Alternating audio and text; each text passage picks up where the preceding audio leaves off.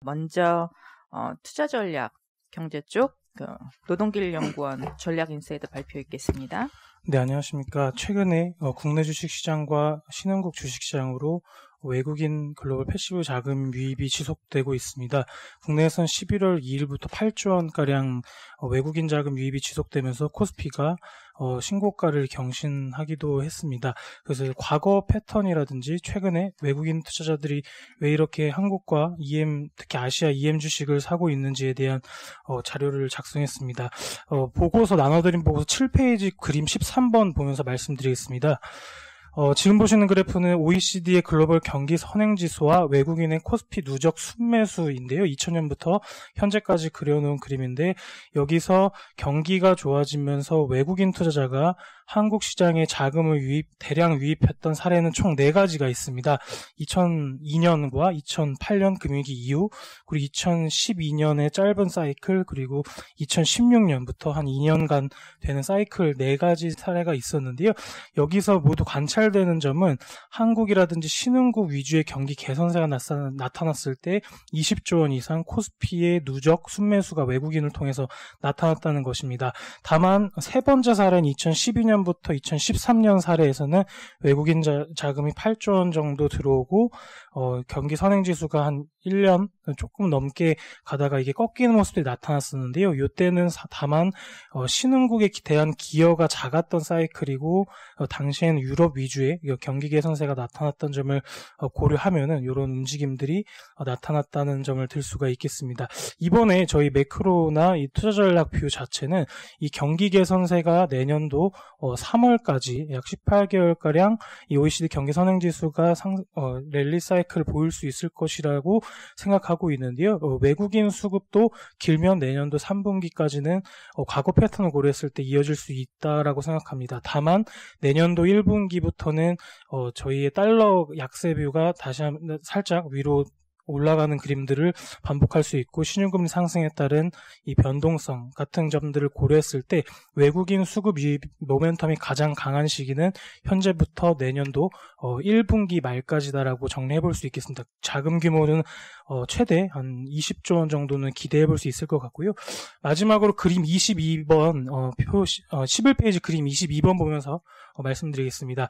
이 최근 국내 주식시장 코스피 12개월 선행 PR이 12배를 상향하게 되면서 어느 정도 이 밸류에이션 부담에 직면해 있는 것은 사실입니다. 다만 외국인 투자자들이 주목하고 있는 것은 코로나19 이후에 전 세계 주식시장이 이익 개선세를 보일 때 어느 쪽에서 좀 더 뚜렷한 이익 개선세와 그리고 멀티플의 상향이 나타날 수 있을지에 대한 고민들을 할 것입니다. 지금 보시는 표는 이 전 세계 주요국 주식시장의 이익 모멘텀과 24개월 선행 PER을 그려놓은 차트인데요. 국내 주식시장의 이익 증가율이 2019년 기저가 워낙 낮은 탓에 굉장히 높은 이익 증가율을 보일 수 있는 반면에 멀티플 자체는 다른 신흥국이라든지 선진 대비해서 낮은 편이기 때문에 최근에 한국 주식시장으로 자금 유입이 지속되고 있는 배경을 제공하고 있다라고 정리할 수 있겠습니다.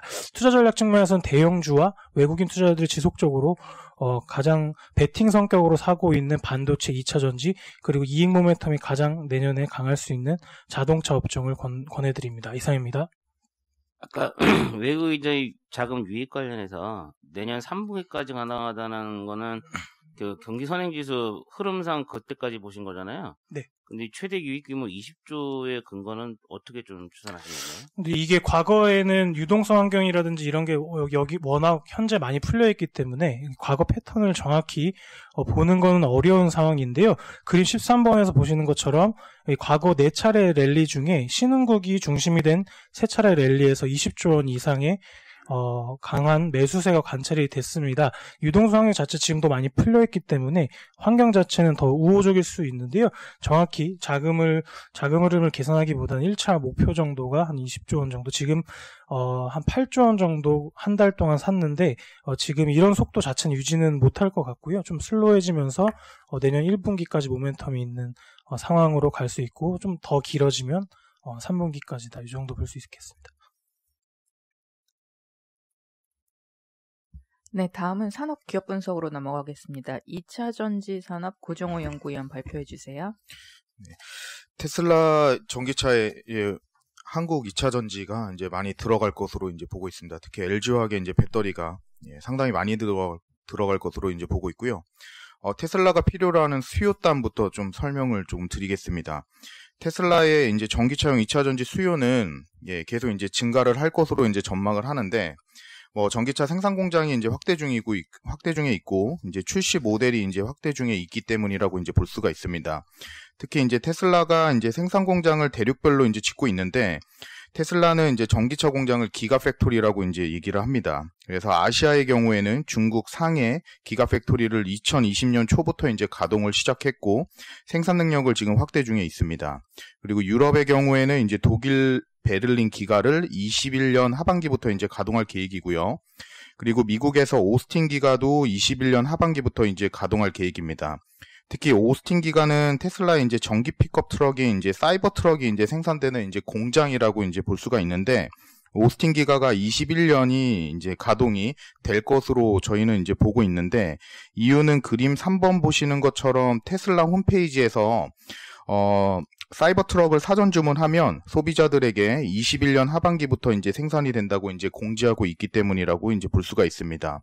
그럼 공급단에서 놓고 보면 테슬라는 이제 배터리 사용이 이제 크게 늘어날 수밖에 없는 배경을 이제 말씀을 드렸는데, 현재 테슬라 전기차로 배터리 공급을 하는 업체는 총 3곳입니다.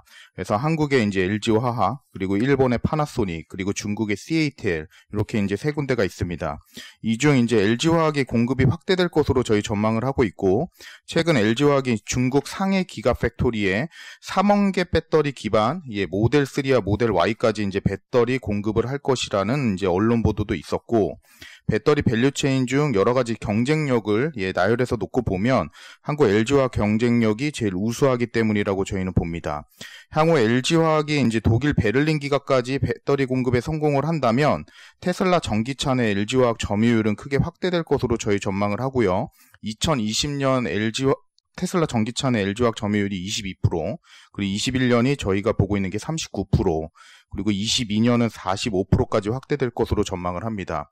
매출액 기준으로 환산을 하면 올해 같은 경우가 1.7조 정도 가능할 것으로 보고 있고, 내년이 4.2조, 그리고 이제 후년 22년이 6.6조까지 이제 크게 올라갈 것으로 보고 있습니다. 이상입니다.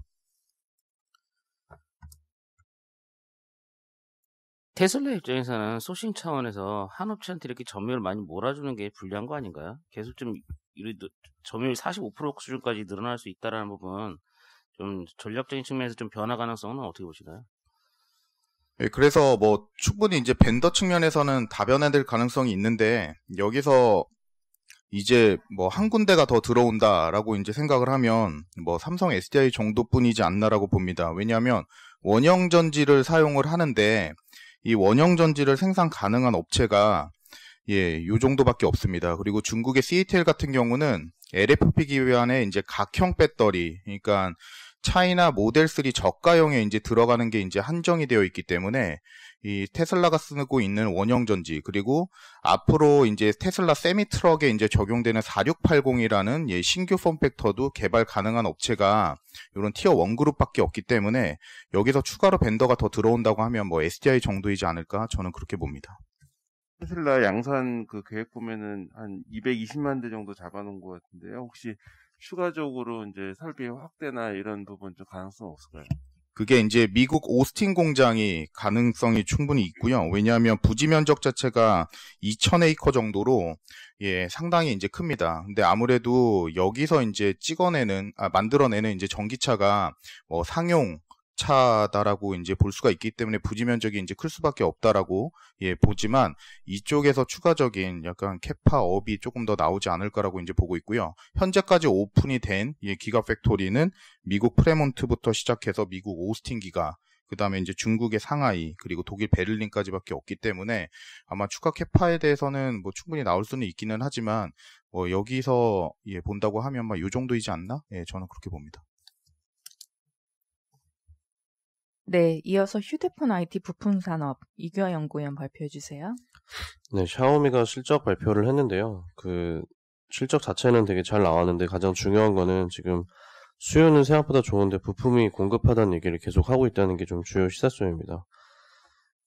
지금 코로나19 영향 때문에 사실 수요는 저희가 생각했을 때 약간 안 좋을 거라고 많이 생각을 하는데 의외로 지금 샤오미가 얘기하는 거는 판매는 괜찮다고 얘기를 하고 있고요.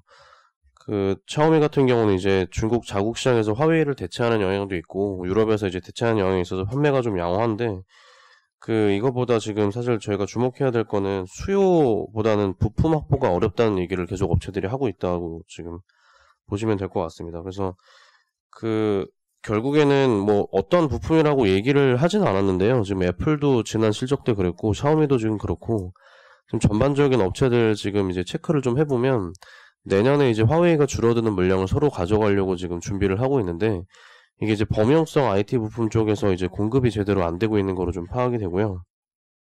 그래서 최근에 가장 타이트한 거는 지금 PMIC라는 전력 반도체 그리고 칩 저항기 같은 이런 범용성 IT 부품이 있습니다. 그래서 MLCC 같은 것도 사실 이런 부품이랑 거의 비슷한 상황이기 때문에 크게 차이가 없을 거라고 보고 있고 이런 걸 이제 반영해서 무라타나 뭐 타이웨덴 같은 일본 MLCC 업체들이 최근에 이제 역사적 고점을 갱신을 계속 하고 있거든요. 그래서 이런 걸 감안했을 때 내년 상반기에 좀 수요가 좀 올라오면 공급 부족이 심화될 가능성이 높아서 국내 관련된 이제 업체인 삼성전기, 삼화컨덴서, PI 첨단소재, 아비코전자 같은 업체가 좀 수혜가 있을 거로 기대를 하고 있습니다. 부품 저희 수급 문제 때문에 중국 시장이 계속 역성장 난다라고 이렇게 보시면은 한두 분기 지나면은 좀 이제 플러스 성장 가능할까요? 네, 그럴 가능성이 높다고 보고요. 지금 퀄컴도 다음 분기 실적 가이던스를 되게 세게 주면서 중국 쪽의 수요가 되게 좋다는 얘기를 계속 하고 있거든요. 그래서 이게 아마 준비가 되면 내년 1분기, 2분기가 되게 좋을 가능성이 있지 않을까 이렇게 좀 보고 있습니다. 국내 업체 중에 샤오미 쪽으로 부품 나가는 데가 있나요? 전기가 좀 나가고 있고요. 전기가 이제 샤오미랑 오포, 비보가 전체 매출액에서 한 30% 정도 차지합니다. 아니, 지금 결국 화웨이 MS를 가져간다는 거는 화웨이 쪽 부품사들을 갖다 끌어오면 될 것 같은데 중국 내에서 뭐 그런 식으로 움직인다면 국내 업체들 수혜는 뭐 제한적인 거 아닌가요? 그게 이제 화웨이 쪽이랑 샤오미, 오포, 비보 부품사들이 조금씩 다른데요. 화웨이 같은 경우는 뭐 MLCC 같은 경우는 이제 일본의 뭐 타이웨덴 같은 업체가 좀 비중이 높고 국내 삼성전기에는 화웨이보다는 샤오미, 오포, 비보 쪽이 좀 높거든요. 근데 지금 화웨이가 줄어드는 물량을 이제 애플도 지금 사실 또 최근에 계속 판매가 괜찮으면서 늘리고 있어가지고 뭐 타이웨덴이 애플 쪽 아마 대응하느라 그런 게 좀 대응이 좀 안 될 겁니다. 그래서 전기 같은 업체가 그런 수혜를 좀 입고 있는 것 같습니다. 무라따는 주가가 사상 최고치 이상 넘어갔는데 전기는 이렇게 그렇게 못 따라가는 추세잖아요. 이게 가장 좀 다른 점이 뭐가 있는지 설명 좀 부탁드리겠습니다. 일단 무라타는 애플 비중이 조금 더 높은 업체고요. 전기는 이제 중국 샤오미, 오포, 비보 아까 말씀드린 그런 중국 비중이 좀 더 높은 업체인데 중국 스마트폰 출하량이 최근에 이제 계속 안 좋다 보니까 아무래도 뭐 그런 게 이제 좀 우려를 할 수 있는 부분인 것 같아요. 근데 이제 내년 1분기 말씀드린 대로 중국 스마트폰이 올라오면은 삼성전기가 가장 큰 수혜가 있을 수 있어서 그런 거는 사실 업황이 지금 어차피 쇼티지 국면으로 가기 때문에 뭐 전체적인 트렌드는 아마 비슷하게 따라갈 거로 보고 있습니다. 네, 다음은 대환유화 황윤식 연구위원 발표해 주세요. 네, 대한유화 목표 주가를 30만 원으로 좀 상향을 했습니다. 석유화학 업황에 대해서는 이제 월요일 석유화학 산업 노트 통해서 좀 자세히 말씀을 드렸고요. 뭐 요약을 하자면 현재 수요 측면에서는 이제 코로나19 특수가 지금 발생하는데 연말까지는 이제 온라인 쇼핑 특수까지 좀 더해질 전망이기 때문에 수요는 굉장히 좋고요. 반면에 공급은 이제 롯데 대상공장, LG 여수공장 가동 중단이기 때문에 23%가 국내 안에서 멈췄습니다. 공급 부족 사태가 내년 1월까지도 좀 이어질 것 같다. 뭐 이런 상황에서 대한유화가 가장 큰 수혜가 좀 가능합니다. 뭐 전체 공장이 온전히 좀 가동이 되고 있기 때문에 이런 이제 스프레드 확대를 그대로 좀 누릴 수 있는 상황이라고 보시면 될 것 같고요. 그래서 올해와 내년도 이익 추정치를 좀 상향을 하면서 목표 주가를 올렸습니다. 목표 주가 30만 원이 뭐 내년도 기준으로 퍼밸류 7.1배밖에 안 돼요. PBR 0.9배. 뭐 기존에 적용했던 이제 밸류에이션 수준 그대로 아직 유지를 하고 있는 상황이고요. 보수적 가정하에 아직까지 뭐 이렇게 유지를 하는데 뭐 향후에 그 2차 전지 소재가 영업이익이 좀 두드러지게 이제 눈에 띄게 올라올 때, 그 성장성이 좀 어느 정도 가시화될 때, 그때 밸류에이션 상향이 또 추가적으로 좀 가능하다 그렇게 판단을 하고 있습니다. 지금 그 제품 가격을 좀 보시면 어제 가격을 보면은 또 큰 폭으로 좀 올랐습니다. HDPE가 주력인데 어제 데일리로 한 65달러가 올랐어요. 그리고 LDPE가 90달러. 그리고 좀 P나 프로필렌 가격도 좀 오른 상황입니다. 납사 가격은 지금 7달러 올라서 한 406달러입니다. 최근 동향을 보면은 유가가 사실 생각보다 조금 더 빠르게 좀 오르는 상황인데 나프타는 생각보다 잘 안 오르는 그런 모습이 좀 나타나고 있고요. 그래서 이제 유가 상승이 원재료보다 오히려 제품 가격이 먼저 상승이 좀 반영을 하고 있는 그런 상황이라고 보시면 돼요. 그러니까 이게 전형적으로 공급이 굉장히 타이트한 그리고 수급이 굉장히 타이트한 어떤 시황을 좀 반영하고 있는 그런 이제 가격 움직임이라고 판단을 하고 있습니다. 7페이지에 그 제품 스프레드들이 좀 있는데 아마 이제 이번 주까지 나오면 추가적으로 스프레드는 조금 더 올라가는 그림들이 좀 더 나올 것 같아요. 그래서 뭐 에틸렌, HDPE, 그리고 프로필렌 PP 마찬가지. 부타디엔 가격도 지금 좀 최근 좀 급등세가 좀 이어지고 있어서 전반적인 가격이 특히 이제 부타디엔은 9월 평균 670달러에서 11월 현재 그 1330달러, 660달러가 좀 상승을 했습니다. 에틸렌도 800달러에서 9월 평균 11월 현재 970. 어제는 이제 1040불로 좀 올라왔고요. MEG 같은 경우는 계속 좋진 않아요. 그 폴리에스터, 그 의류 쪽 그 원재료이기 때문에 그렇고 대한유화 같은 경우는 MEG 생산량을 최대한 좀 줄였습니다. 60%로 가동률을 낮춘 반면 그 원재료가 된 에틸렌을 그대로 판매해서 수익성을 극대화하는 전략을 좀 취하고 있는 상황입니다. 증설 발표를 9월 달에 했고요. NCC. 결국에는 이 증설 목표가 2차 전지 분리막 소재를 더 생산하기 위한 증설이라고 보면 될 것 같고 내년도부터는 이 분리막 소재 쪽 실적이 영업이익이 지금은 숨어 있지만 어느 분기 되면은 이게 좀 드러나게 되는 분기가 좀 나오지 않겠느냐 그런 생각을 하고 있습니다. 4분기 영업이익 한 840억 원으로 좀 상향 추정을 했습니다. 이상입니다. 말씀하신 대로 지금 스프레드가 그렇게 좋은 게 특수 상황인 거잖아요. 코로나 특수랑 그다음에 공급 중단 이슈. 그럼 결국 4분기 내년 길게 잡아야 되는 1분기까지가 스프레드 피크라고 보면은 내년 영업이익률 연간 18% 잡으신 거 너무 좀 과한 거 아닌가요? 이게 과거 영업이익률 평균으로 봤을 때 이거 좀 너무 좀 과한 수 같은데. 그 올해 1, 2분기 특히 이제 1분기 실적을 보시면은요. 영업 적자가 마이너스 460억 그리고 적자율이 9.2%입니다. 그러니까 이제 그거를 제외하고 그러니까 연간으로 이거를 그냥 서메이션해서 비교를 하는 거는 조금 그렇고 이제 분기별로 다 표에 다 있거든요. 그래서 이거를 보면은 뭐 좀 상당히 좀 보수적으로 가정을 한 상황이라고 좀 보시면 될 것 같고 아까 말씀드린 뭐 1분기 피크를 좀 하는데 사실 지금 요런 논리면은 1분기 피크가 맞아요. 예, 맞는데 뭐 이쪽 그 인더스트리가 사실 변수가 굉장히 많기 때문에 내년도 1분기에 과연 피크겠느냐? 그거는 이제 좀 더 가서 봐야 되는데, 왜냐면은 지금 경기 회복에 대한 저희 전망도 있기 때문에, 그렇게 되면은 사실 대한유화는 경기 회복에 또 같이 이제 수혜가 가능한 제품들입니다. 예, 그래서 뭐 그런 부분들을 좀 같이 좀 감안을 해서, 추후에 그거는 다시 한번 판단을 해야 될 것 같아요. 그래서, 뭐 지금 요런 추세로는 적어도 12월까지는 굉장히 타이트하고, 1월부터 이제 재가동, 그래서 공장이 재가동될 때 어떻게 변하는지가 가장 중요한 우리가 봐야 되는 타이밍이고, 그때 시황을 다시 한번 좀 점검을 좀 해봐야 될 것 같습니다. 2017년 사이클 때 그러면 뭐 영업이익이 얼마였죠? 영업이익이요? 이익률. 예. 이익률 그때도 한 15, 18% 좀 됐던 거고요. 근데 대한유화 같은 경우는 그 증설이 좀 같이 있어가지고 그 부분이 조금 더 그 작용을 좀 못했던 것 같습니다. 그 비슷한 질문일 수 있는데 아까 이제 PER 5.7배 내년 기준 싸다고 말씀하셨는데 사실 이제 경기 민감 시크리컬 주식들을 볼 때 그냥 우리가 흔히 고포에 사서 저포에 팔으라고 그러잖아요. 이 내년에 5.7배라고 하는 게 상당히 저포인데 이게 거의 올 때까지 온 거 아닌가라는 생각도 들고 그 전에 그 경기 회복 사이클하고 비교했을 때 뭐 밸류에이션 같은 거 한번 비교 좀 해보시죠. 그 6페이지에 그 밴드 차트가 좀 있어요.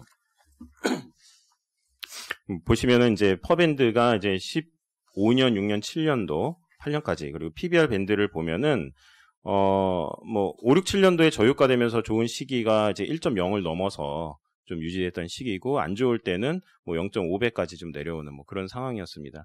그래서 18년, 9년도에 이게 다시 좀 아래로 좀 내려오는 다운 사이클이었고 뭐 지금은 사실 뭐 15년 같이 뭐 3년, 2, 3년 그 긴 사이클이라고 사실 저도 생각하지는 않아요. 그래서 지금은 일단 이제 코로나 특수 상황 때문에 이게 언제까지 지속되는지 좀 그 주기적으로 좀 체크를 해서 계속 좀 파악을 해야 될 것 같고 그래서 말씀드린 게 일단 12월 1월까지는 뭐 강할 수밖에 없다. 특히 12월까지는 제품 가격 스프레드가 좀 올라갈 것 같고요.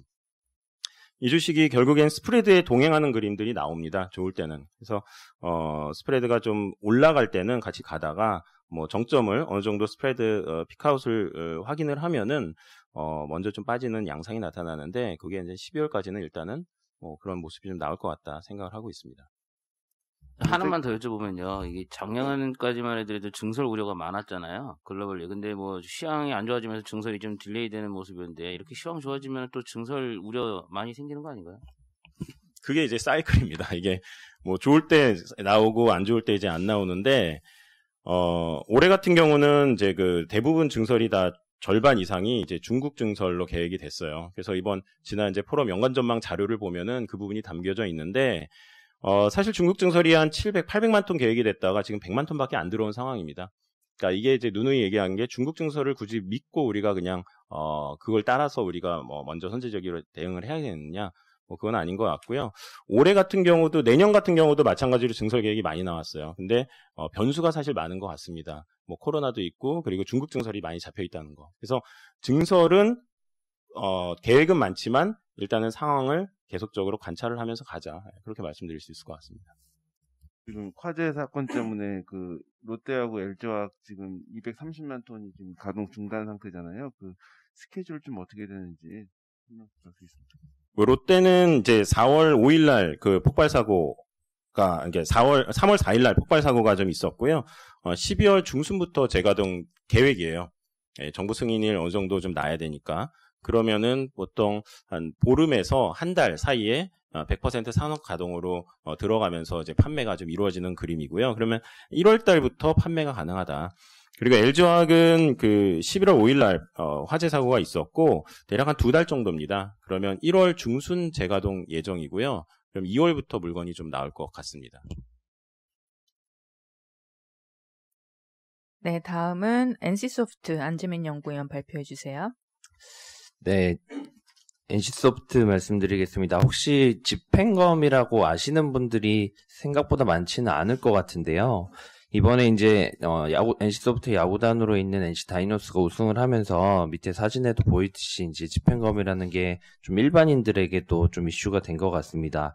저희는 이번 이 계기로 이제 게임을 모르는 사람들한테도 이 NC소프트의 게임의 자체를 좀 존재를 각인시켰다라고 판단하고 있고, 스포츠단으로 통해서 이미지 개선이랑 인지도 상승에도 좀 기여했다라고 저희는 판단하고 있습니다.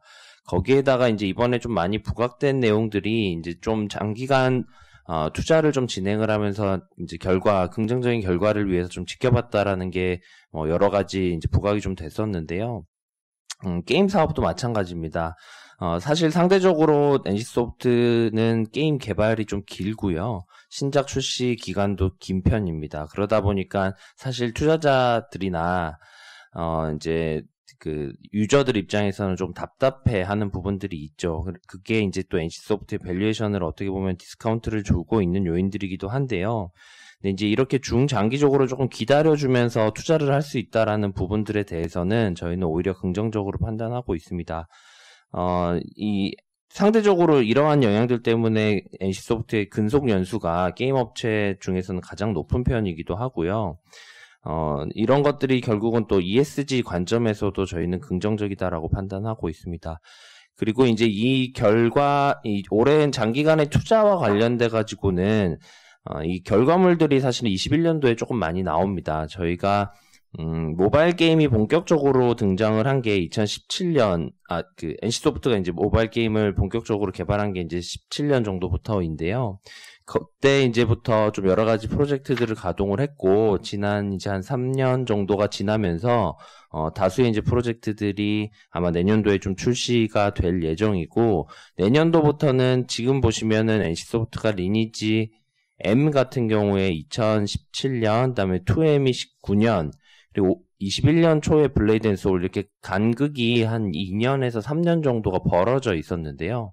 아마 내년부터는 블레이드 앤 소울 2, 아이온, 그리고 프로젝트 TL까지 해서 1년에 이제 다작으로 나가는 컨셉으로 옮겨질 것 같습니다. 그래서 저희는 이제 이 좀 장기간 투자에 따른 결과물이 본격적으로 나오는 시즌이 2021년부터라고 저희 판단하고 있고, 관련해서 NC소프트에 대해서 긍정적으로 판단하고 있습니다.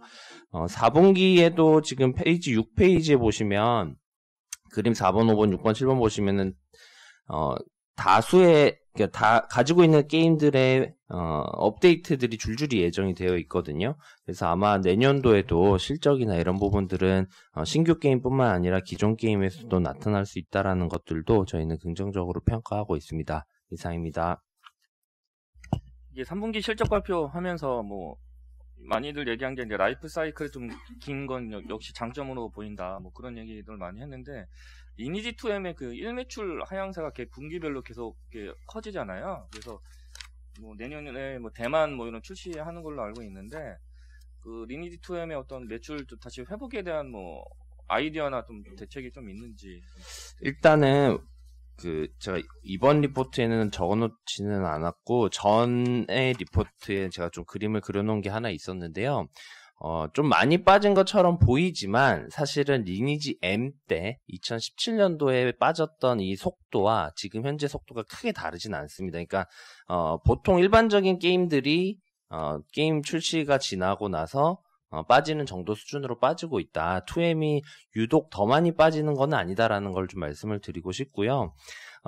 지금 그림 9페이지에 보시면, 9페이지 그림 9번 보시면 제가 이제 리니지 2M, 그 일별 매출 추이 저희 회사에서 보고 있는 데이터 사이트 통해서 이제 보여드리고 있는데, 조금 많이 빠졌던 시기가 3월이에요. 그리고 7월 정도이고, 지금은 조금 안정화되는 모습들을 보여주고 있습니다. 이게 이제 이 데이터 자체가 회사의 매출을 대변하는 건 아니고 이 회사의 추정치이기 때문에 뭐 숫자가 정확하지는 않지만 그래도 트렌드를 보시기에는 딱 좋은데요. 말씀드린 것처럼 지금 두 차례 큰 폭의 좀 하락세가 있었던 이후에 좀 안정화가 됐고, 지금 9월 10월 정도쯤에 이벤트 세게 하면서 다시 매출 올라가는 모습을 한번 보였고, 지금 어제부터 1주년 이벤트가 시작을 했어요. 그래서, 뭐, 이런 부분들이 이제 또 긍정적으로, 좀 매출을 반영할 것 같고, 지금부터는 조금은 빠지는 속도는 좀 둔화되지 않을까 싶습니다. 대만은 1분기에 지금 출시할 예정이고요. 일본을 비롯해서 글로벌은 아마 하반기, 여름에서 하반기 정도 될 것 같습니다.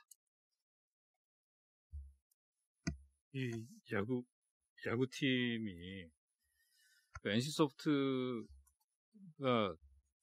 그 연결고리, 그러니까 야구팀에 꾸준하게 중장기 투자해서 우승하고, 이게 NC소프트의 어떤 투자 철학이라는 게 이게 이 회사에 이런 게 자리 잡고 있나요? 예, 그러니까 아까 말씀드렸던 대로, 그러니까 투자자들 입장에서 좀 답답하기도 해요. 그러니까 게임이 다른 애들은 뭐 1년에도 몇 개가 나오고, 사실 인력으로 보시면은 NC소프트가 거의 4,500명 정도 돼서 국내에서 제일 큰 수준인데, 게임은 진짜 2년에서 3년마다 하나씩 나오는데, 그리고 이제 사실 프로젝트 TL 같은 경우에는요, 지금 개발 기간만 5년 됐어요. 그러니까 이런 것들이 일반 다른 회사에서는 좀 성립이 안 되거든요. 그래서 이런 좀 장기적으로 기다려줄 수 있는 부분들이 뭐 이번 야구단에도 좀 드러났다라고 보고 있고요. 그래서 그 두 가지가 결국은 NC소프트, 그러니까 김택진 CEO가 가지고 있는 좀 생각이다라는 부분들에서, 그러니까 뭐 NC소프트 주가에도 결국은 이런 모습, 실적에도 일단 이런 모습들 때문에 지난 뭐 10년, 15년 이렇게 실적들 보시면 계속 우상향하는 모습들을 보였는데 이런 꾸준함을 좀 더 이어갈 수 있지 않을까라고 판단하고 있습니다. 야구팀 1년 예산 들어간 돈은 얼마 정도 됐죠? 지금 제가 4페이지 보시면 뭐 실적이나 이런 것들을 좀 적어 놓긴 했는데요. 야구단 수입이 광고 수입의 상당 부분도 NC소프트가 조금 일부 부담하는 부분들이 있고 본사에서 나머지는 지금 뭐 입장권이나 그다음에 매출, 그다음에 매점 수입 이런 것들인데 지금 비광고 수입 쪽이 많이 올라오고 있어요. 그래서 매출이 증가하고 있고 뭐 이익은 사실은 뭐 FA 영입 한번 하면 큰 폭의 좀 돈이 나가기 때문에 이익이 나려고 사실은 뭐 야구단을 운영하는 건 아니니까요. 이익단보다는 매출 중에서 광고 수입이 아닌 이제 비광고 수입들, 유니폼 팔고 이런 것들이 늘어나고 있다라는 부분들, 그리고 이번에 또 우승을 계기로 팬층이 조금 더 두터워진다라고 하면 입장권 판매도 또 늘어날 수 있는 부분들이 있어서 그런 부분들이 있을 것 같습니다. 최근 게임들이 출시 지연들이 많이 있었잖아요. 그래서 내년에 1분기에 불소하고 리니투엠 대만 이렇게 몰려 있는데 출시 뭐 지연될 수 있는 가능성은 없는지 하고요. 그때 1분기에 또 맞물려서 나올 수 있는 경쟁작들이 뭐 있을까요? 오히려 NC소프트가 좀 미뤄지면서 올해 지금 11월 달에 지난주에 있었던 넷마블 세븐나이츠 2, 그다음에 뭐 어제 출시했던 위메이드의 미르 4 뭐 이런 것들이 조금 더 여유가 좀 생긴 것 같아요.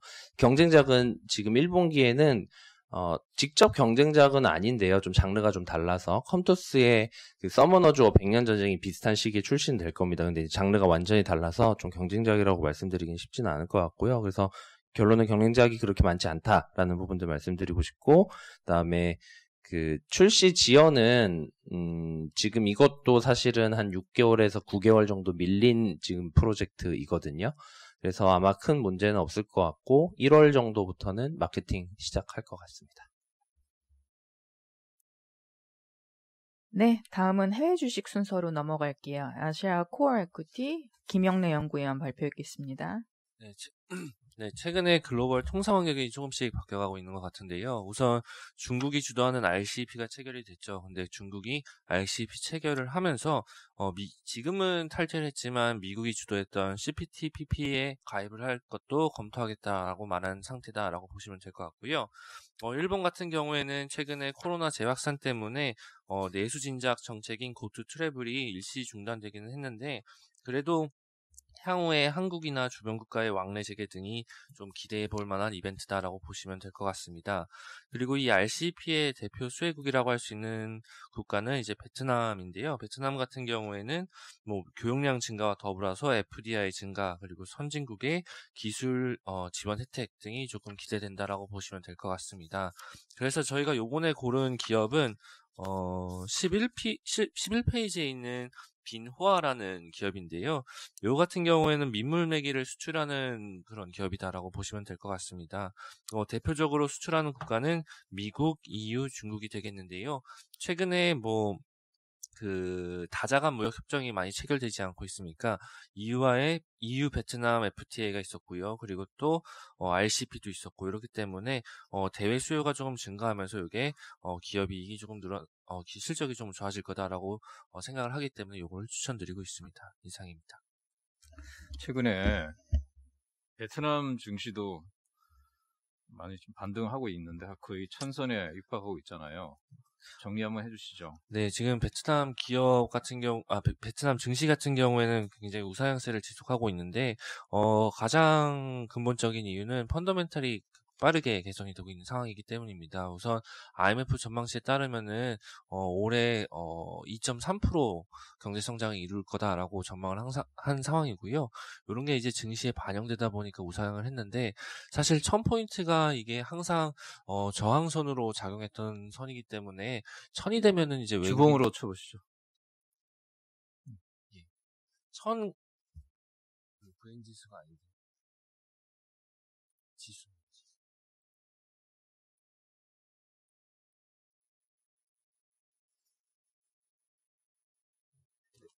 1000 VN 지수는 베트남 예.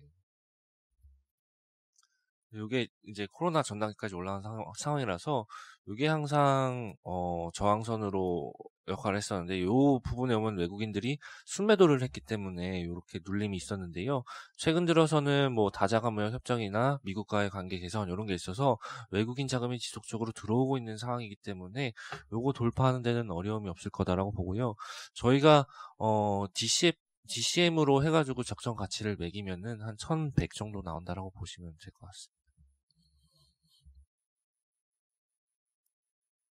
네, 오늘 준비한 마지막 순서는 크레딧 전략입니다. NH 크레딧 이슈 김준영 연구위원 발표해 주세요. 네, 올해 KP물 시장 리뷰 그리고 내년 전망 간략하게 말씀드리겠습니다. 일단 올해 KP 투자 성과 같은 경우에는 환율 효과 제외하면은 6.3% 가량으로 주요 신흥국 대비해서 좀 우수했습니다. 하지만 환 효과를 감안했을 때는 환노출 시에는 약 2% 가량 성과 나왔고요. 그 환해지를 시행했을 때는 약 5.5% 가량 성과 나왔습니다. 성과가 그 주요 국가 대비해서 우수했던 이유가 일단 기저금리 미 국채 금리가 하락했고요. 그리고 주요 신흥국 대비해서 크레딧 스프레드 확대폭도 제한적이었습니다. 왜냐하면은 일단 KB 같은 경우에는 주요 국가 대비해서 발행량 부담이 좀 적었고요. 그리고 중국 대비해서 좀 디폴트나 미중 갈등에서 비교적 자유로운 점이 좀 상대적 강세 요인이 되었습니다. 다만 내년에도 KP가 강세를 보일 수 있을까 좀 가늠해 보자면 쉽지 않아 보이는데요. 계속해서 좀 발행자 우위 시장이 계속되고 있고, 그리고 기업 펀더멘털도 좀 우호적이지만 크레딧 스프레드가 이미 연중 최저점 수준까지 축소되어 있습니다. 따라서 미 국채 금리의 상승폭이 스프레드 축소폭을 좀 상회할 수 있기 때문에 투자 성과는 예년 대비해서 좀 높지 않을 전망입니다. 따라서 내년 KP 투자 아이디어로 코코본드 제시하고 있는데요. 일단 코코본드 같은 경우에는 대표적인 하이힐드 KP이고요. 그리고 코코본드를 투자할 때 좀 많이 고려하는 점이 콜옵션인데, 콜옵션 행사 가능성 아직까지는 좀 매우 높은 것으로 평가되고 있습니다. 왜냐하면 일단 국내 금융기관 같은 경우에는 콜옵션 미행사에 따른 좀 평판 훼손 리스크가 좀 굉장히 높고요. 그리고 보험사 코코본드 같은 경우에는 금리 스텝업 조항이 추가되어 있기 때문에 콜옵션 행사 가능성은 좀 굉장히 높은 것으로 평가되고 있습니다. 콜옵션 만기를 감안했을 때 잔여 만기가 약 2에서 3년 가량 정도 되는데, 금리는 하나생명 기준 약 3.2% 가량 나오고 있고, 국민은행 코코본드 같은 경우는 약 2.8% 가량 나오고 있는 만큼 만기 대비해서도 좀 금리 매력이 굉장히 높다는 판단하고 있습니다. 이상입니다. 내년 발행 쪽 그 전망하실 때 그 원화 약세 부담이라고 언급하셨는데, 원화가 지금 세기 때문에 나중에 그 약세될 걸 부담스러워한다는 말씀이신 거죠? 네, 사실 KP를 발행하는 거는 일단 부채를 발행을 하는 건데, 일단 달러 표시 부채를 발행하는데 달러 가치가 늘어나다 보면은 부채가 좀 늘어나는 효과가 생기거든요. 따라서 내년에 좀 원화가 다시, 그러니까 환율이 다시 올라온다는 가정을 한다면은 부채가 늘어나는 효과가 있기 때문에 아무래도 좀 KP 발행에 있어서는 좀 보수적으로 접근하지 않을까라고 판단하고 환율이 있습니다. 반등한다는 가정은 어디서 나온 거예요? 사실 그 가정이라기보다는 리스크 측면에서 말씀드린 건데요. 일단 환율이 좀 많이 낮아져 있다 보니까 좀 아무래도 기업들이 좀 내년 환율을 가늠을 할 때 뭐 좀 보수적으로 판단을 하지 않을까 싶어서 이런 식으로 좀 판단하고 있습니다. 네, 이상으로 준비한 자료 발표 마치겠습니다.